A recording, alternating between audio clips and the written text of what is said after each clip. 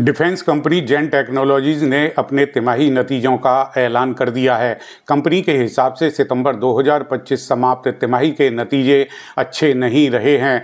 Company ने दी जानकारी में कहा है कि उनका नेट प्रॉफिट सालाना आधार पर 4.7% कम हो गया है। चालू वित्त वर्ष की दूसरी तिमाही में कंपनी का नेट प्रॉफिट 59.40 करोड़ रुपए का रहा है, जबकि एक साल पहले इसी तिमाही में जेन टेक्नोलॉजीज का नेट प्रॉफिट 62.30 करोड़ रुपए का रहा था। इस डिफेंस कंपनी का रेवेन्यू भी सितंबर 2025 समाप्त तिमाही में घट गया है। कंपनी का रेवेन्यू साल दर साल के आधार पर 28.30% की गिरावट के साथ में 173.60 करोड़ रुपए का रहा है। जेन टेक्नोलॉजीज को डिफेंस मिनिस्ट्री से इसी महीने अर्थात अक्टूबर 2025 में ही 37 करोड़ रुपए का काम मिला है। कंपनी को एंटी ड्रोन सिस्टम बनाना है। कंपनी के पास में 675.04 करोड़ रुपए के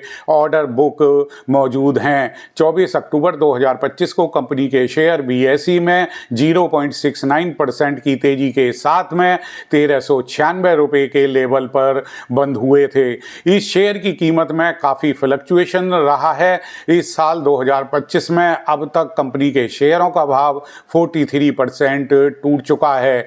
एक साल में कंपनी के शेयरों का भाव 20% तक गिरा है। हालांकि इसके बाद भी 2 साल में कंपनी ने अपने पोजिशनल इन्वेस्टर को 105% का रिटर्न दिया है। वहीं 5 साल में यह डिफेंस स्टॉक 1671% का रिटर्न देने में सफल रहा है। इस शेयर को कवर करने वाले 14 एनालिस्ट में से 7 ने इसे बाई की रेटिंग दी है, 4 ने होल्ड की रेटिंग दी है और बाकी के 3 ने इसे सेल की रेटिंग दी है। कंपनी भारत में सिमुलेशन ट्रेनिंग इक्विपमेंट और एंटी ड्रोन सिस्टम की सबसे बड़ी सप्लायर है।